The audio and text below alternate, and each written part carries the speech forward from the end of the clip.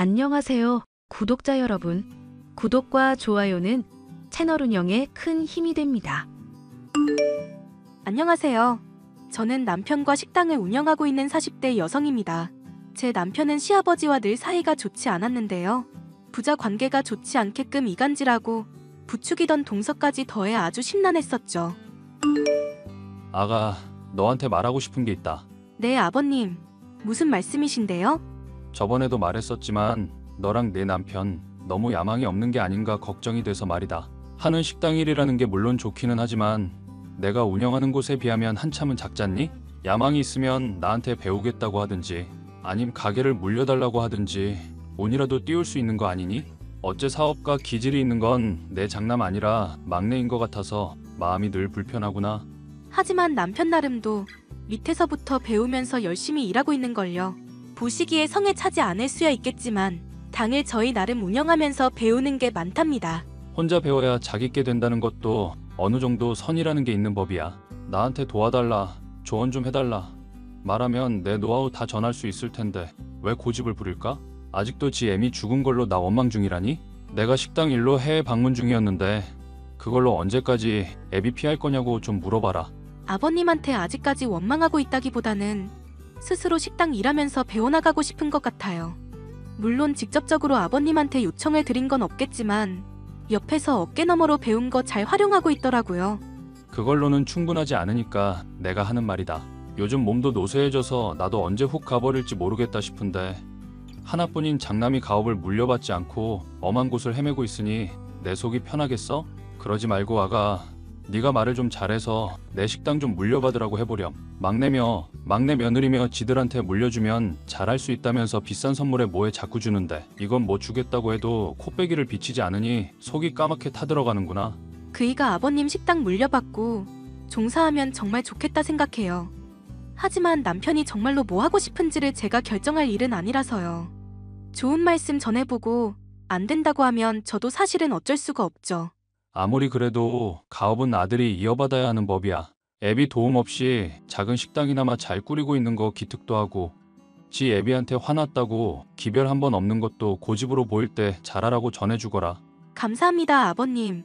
늘 신경 써주시고 챙겨주셔서요. 남편, 나 아버님이랑 얘기하고 나서 꼭 해야 할 이야기가 있어서. 또 당신한테 잔소리했어? 그냥 동생한테 사업을 물려주지. 왜 자꾸 귀찮게 하신대? 아빠 사업 말고는 아무것도 안중에 안 두는 분이시잖아. 진정하고 내 얘기 차분하게 들어봐. 어머님 병원에 갑자기 실려가시고 그날 밤 돌아가실 때 아버님이 안 돌아온 거 당신이 아직도 원망하고 있는 거 알아. 그런데 아버님 나름도 이 일로 많이 힘들어하셨어. 아냐, 그랬으면 바로 내가 알아차렸지. 사실 얼마 전에 당신 몰래 아버님 댁에 방문한 적 있었거든. 식당에서 요리한 거 좀 챙겨서 드시라고. 나도 알고는 있어. 당신이 몰래 아빠랑 자꾸 친하게 지내는 거. 난 아빠 식당 물려받을 생각 없어. 당신도 친하게 지내는 거 그만해. 아버님 뵙는 게 식당 물려받는 거랑 무슨 상관이야. 하여튼 청소도 하고 밥도 차려드리다가 알게 된 건데 어머님한테 쓰신 편지가 있더라고. 돌아가신 어머님한테 쓴 내용 같은데 읽고 나 눈물 났잖아. 아빠가 그럴 사람 아닌데? 바늘로 찔러도 피 대신 가게 양념 나올 정도로 요리밖에 모르는 사람이 아빠야. 안 그래도 당신 못 믿을까봐 찍어놨어. 아버님한테는 죄송스러운 일이지만 부자관계 회복하는 게 더 중요하니까. 내가 아무래도 아빠에 대해서 오해하고 있었던 모양이네. 그래도 바로 엄마 아프다는데 해외에서 귀국 안 한 건 용서가 안 되지만 가정을 책임지고 가족 부양하려면 늘 흔들리지 않아야 한다고 강조하시는 분이잖아. 어머님 마지막이실 줄 알았더라면 반드시 돌아오셨을 거야. 다만 우리한테는 약한 모습 안 보이시려고 혼자 감당하고 계셨던 거지. 심란하네. 그래서 말인데 동선애가 아버님한테 자꾸 환심 사려고 하고 사업 물려받으려는 거 이대로 두고만 볼 생각이야? 갑자기 왜 동생 얘기로 번져? 식당 일에 관심 없던 동서가 비싼 선물까지 해가면서 아버님 사업 자꾸 탐내는 게 이상하잖아. 서방님도 나름 운영하는 사업 있다면서 돈 잘 번다 맨날 자랑하는데 무슨 사업인지 알려주지도 않고. 건실한 사업이라면 남한테 뭔지 잘 설명할 수 있어야 하는데 내가 항상 들을 때마다 뭐 어려운 말은 늘어놓기만 하는데 순사기꾼 같더라. 당신이 아버님 사업에 관심 있고 아니고를 떠나서 동선애가 우리한테 뭐 속이는 거 있으면 그건 파악해야 하는 거잖아. 안 그래? 당신 얘기 듣고 보니 이상하긴 하네. 이상해? 뭐가 이상한데? 동생이 자기 사업체 탄탄대로라면서 SNS에 늘 자랑질하는 거 알지? 알지. 근데 막상 보면 렌탈한 차라든가 다른 사람 차량 앞에서 찍은 식으로 다 거짓부렁이었잖아. 동생이랑 어울리던 사람 중에 내 지인도 있었는데 아무래도 이 사람 저 사람 안 가리고 투자하랍시고 수익률 200% 보장 어쩌고 하면서 꿀발린 소리만 해대는 게 영 이상하다더라. 그건 뭐 이상한 수준이 아니라 대놓고 사기네. 동서도 이거 알고 있을까? 그건 모르겠지만 아빠 사업 자꾸 탐내는 거 생각하면 뭐 동생한테 협조하는 건 맞겠지? 그럼 나도 동서한테서 뭐 없나 한번 알아는 볼게. 동서, 혹시 지금 시간 괜찮아? 안 바쁘면 나랑 얘기 좀 할까? 왜 그러세요? 수익률 끝내준다는 서방님 사업 얘기 말인데 200%가 어떻게 가능한 건지 궁금해서. 어차피 일반인은 설명 들어도 이해도 못해요. 남편이나 나 같은 전문가들도 입적 벌어질 정도로 어려운 아이템이라. 적어도 가족끼리는 투명하게 있어야 하는 거 아냐? 안 그래도 동선애가 요즘 아버님 식당에 관심 가지는 거 알고 있거든? 그게 뭐 어때서요, 형님? 사업이라는 게 원래 문어발식으로 확장할 수도 있고 다양한 관심을 가질수록 좋은 거죠. 그리고 아버님 식당이라는 거 뭐 아주버님한테 물려준다고 확정난 것도 아닌데 문제될 거 있나요? 그야 맞는 말이다만 서방님 사업 망하면 우리 모두한테 안 좋은 영향을 미칠 수 있으니까 그렇지. 남의 돈 끌었으면서 달콤한 말 해대는 거 보통은 사기꾼들이 하는 레파토리잖아. 봐봐요. 이럴까봐 내가 형님한테 뭐 믿고 얘기를 못하는 거예요. 비즈니스의 비자도 모르는 사람이 막 전문가 가르치려 드는데 1부터 10까지 하나하나 다 알려줄 수도 없는 노릇이고 식당일 말고는 문외한이시면 사기꾼이니 뭐니 판별하는 안목 정도는 기르셔야죠. 나 대학 다닐 때 경영학 수업도 듣고 나름 공부 많이 했어. 전문적인 용어 나와도 어려울 거 없으니까 편하게 말해봐. 아니요. 지금 형님이 저 대하는 태도 보니까 사람 의심하는 것 같아서 기분이 나쁘거든요. 내가 사과할게. 그럼 설명 좀 자세히 들을 수 있을까? 진심이 안 느껴져요. 그럼 내가 어떻게 해야 하는데? 어떻게 하긴요? 형님네는 그냥 평생 그렇게 작은 식당 운영하면서 빌빌거리면서 사시면 되죠. 말이 심하네 동서. 그래도 내가 사과까지 하는데 자꾸 이렇게 나올 거야? 이러니까 오히려 더 수상해지려고 하네? 좋은 기회를 줘도 제 발로 걷어차는데 그래도 오구오구 하면서 떠먹여 드릴까요? 형님이 아버님 식당 욕심내서 저 견제하는 거 훤히 다 보이거든요. 말했지. 나는 식당 관심 없다니까. 남편이랑 나 충분히 벌 만큼 벌면서 만족하고 있어. 누구랑은 다르게 식당 찾아주는 분들 신뢰로 대하고 있고. 아버님한테 비싼 선물도 못하는 한심한 며느리면서 뭐 그렇게 입을 털어대실까요? 욕심 내려놓으시고 제발 분수에 맞게 사세요. 저번 만날 때 저희 부부 비싼 차 타고 나타나니까 어디서 났냐고 시기하고 질투하던 거 아주 생생하게 떠오르네요. 대체 언제까지 자격지심 느끼실 건데요? 네? 대체 언제까지 이럴 거냐고요? 어디서 났냐 물어봤던 건 맨날 비싼 차 샀다고 해놓고 렌탈이거나 다른 사람 차거나 하는 식으로 기만을 하니까 그런 거지. 그걸 시기 질투라고 하면 범죄자 신문하는 경찰이 제일 시기 질투심 강한 사람이겠다? 개떡 같은 비유 아주 잘 들었네요. 형님이랑 더 얘기하기 싫으니까 그냥 앞으로는 말을 마세요.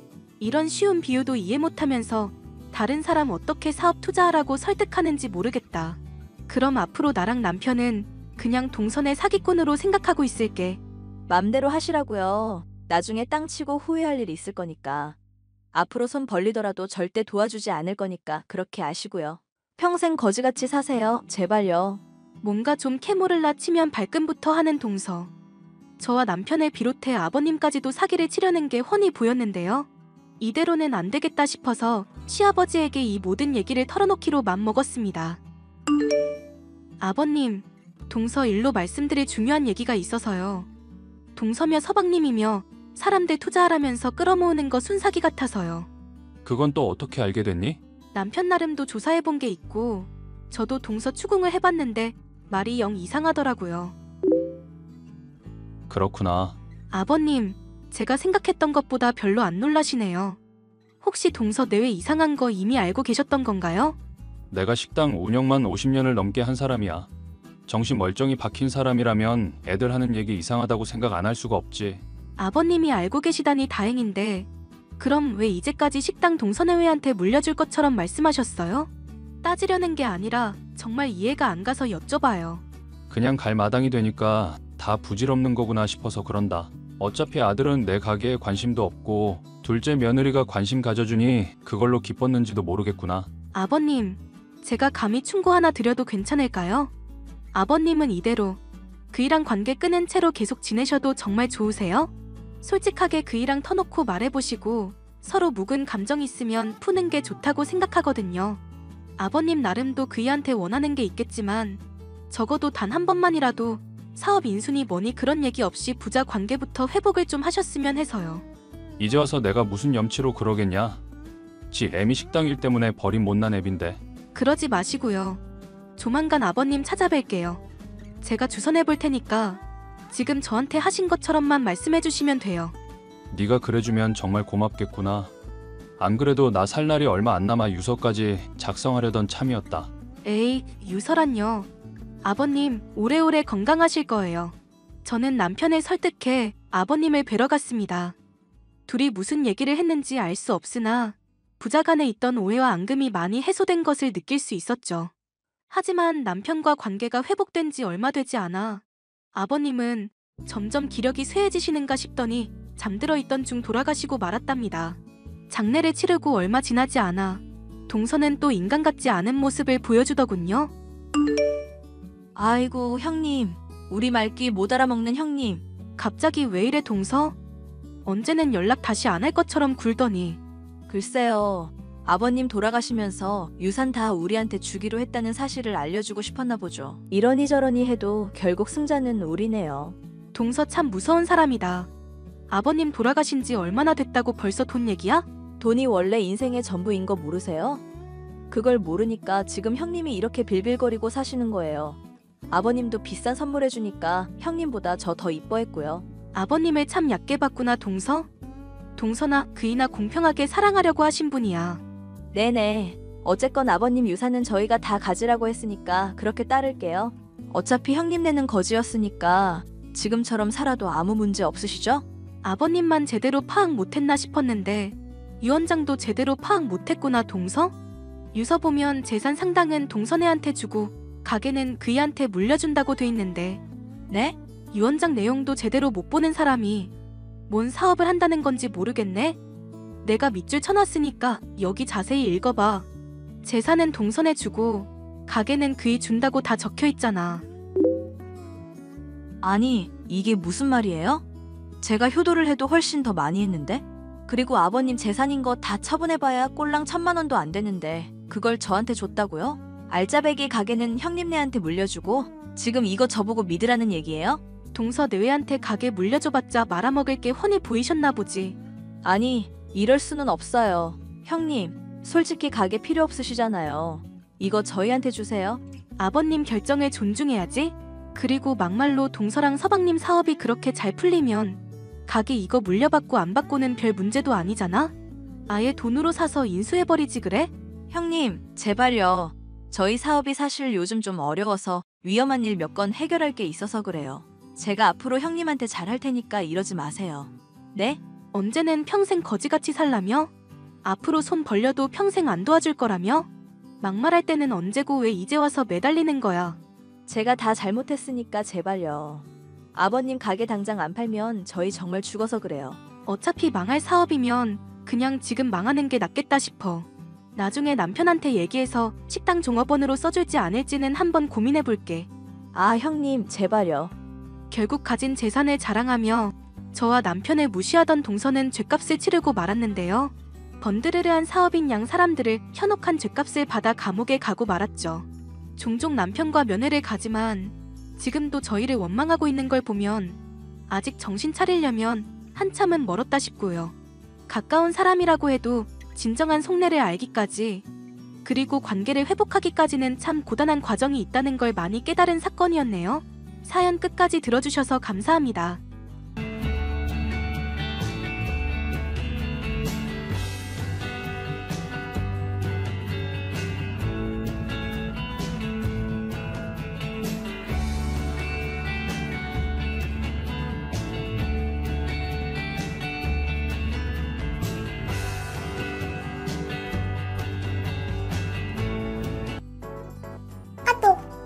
서우씨 안녕. 안녕하세요 혜정씨. 오늘 깜짝 놀랐어요.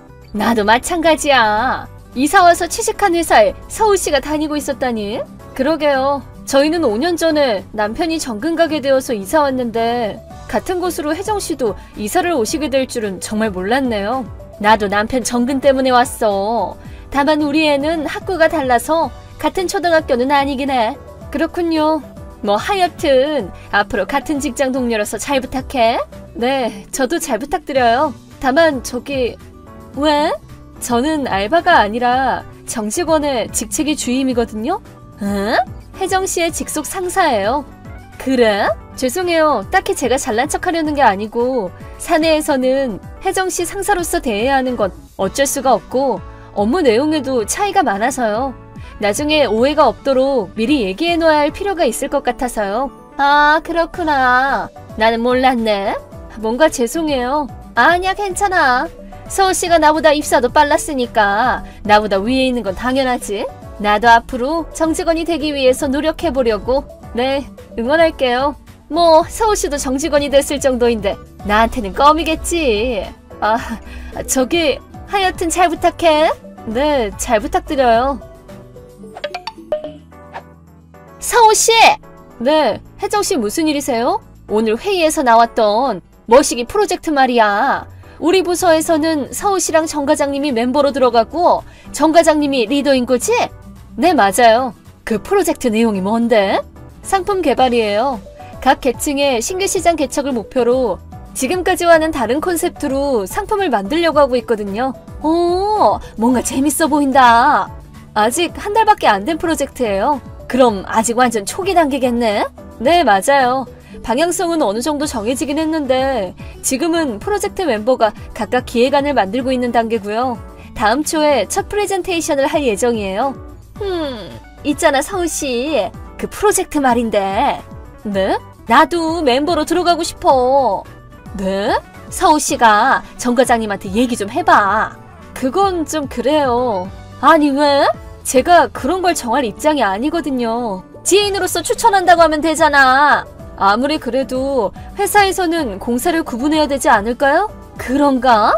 게다가 엄청난 실력을 가지고 있지 않는 이상 입사한 지 얼마 안 된 사람이 참가하는 건 어려울 것 같아요. 뭐라고? 아니 그럼 나는 일을 잘 못한단 소리야?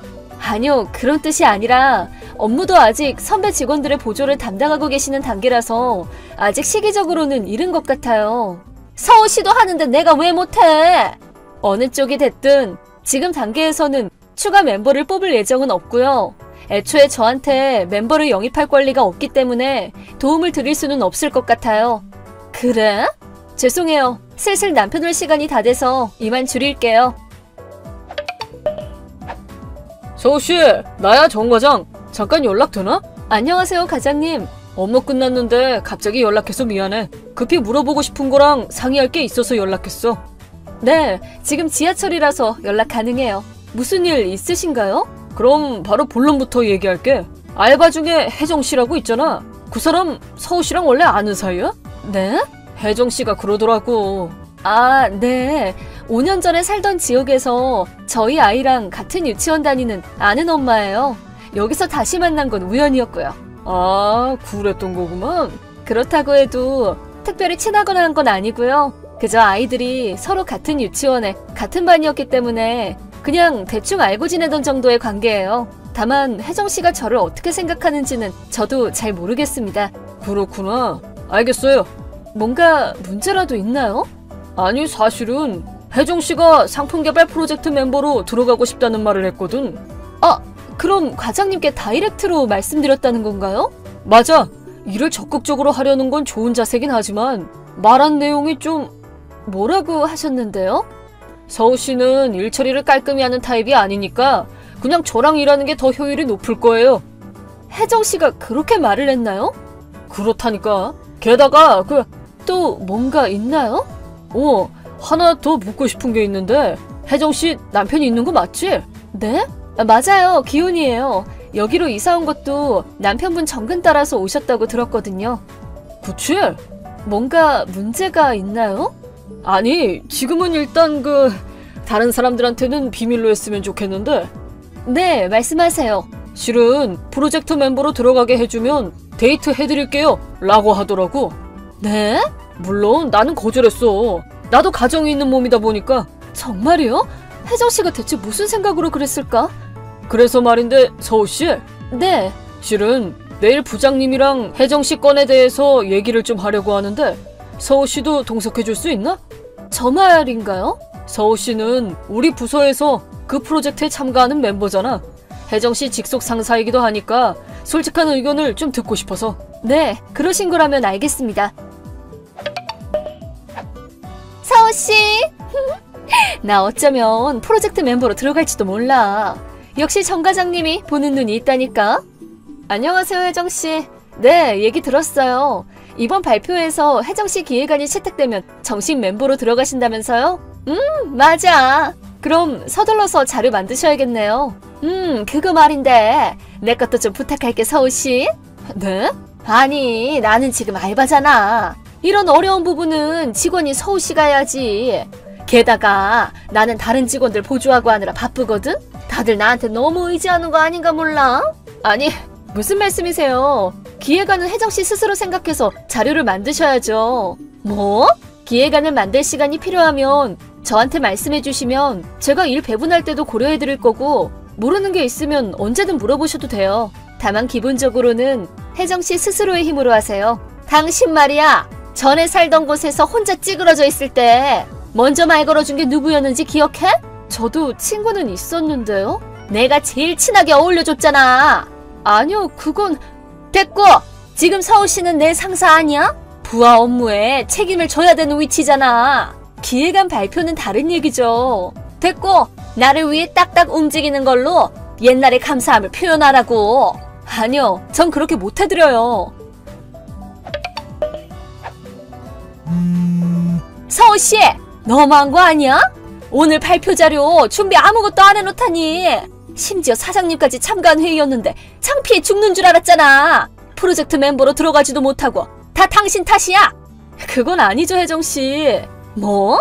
혜정씨가 스스로 프로젝트 멤버로 들어가고 싶다고 말을 꺼내신 거고, 발표 성공과 기획안 채택을 조건으로 걸었던 건 자료 작성을 포함해서 혜정씨를 테스트해봤던 거예요. 테스트는 스스로 하지 않으면 의미가 없지 않나요? 그런데 제가 그 자료를 만들어봐야 무슨 소용인가요? 아니, 그니까 서우씨는 예전에 살던 곳에서 나한테 신세 지고 그랬잖아. 그래서 그때 은혜를 갚을 기회를 줬던 거라고. 업무에 사적인 관계를 개입시키는 건 좀 아니죠. 게다가 죄송하지만 저는 딱히 혜정씨랑 특별히 친했던 기억이 없네요. 뭐? 다른 엄마들처럼 함께 커피 마시거나 밥 한 번을 같이 먹었던 적도 없고요. 에? 커피, 밥? 아이 데리러 유치원에 갈 때 가끔 2, 3분 정도 얘기했던 기억밖에 없어요. 아니, 뭐라고? 그리고 무엇보다도 남편분이 이혼하자고 하셔서 양육권을 빼앗기게 생겼다는 이유로 이렇게 행동하시면 곤란해요. 뭐?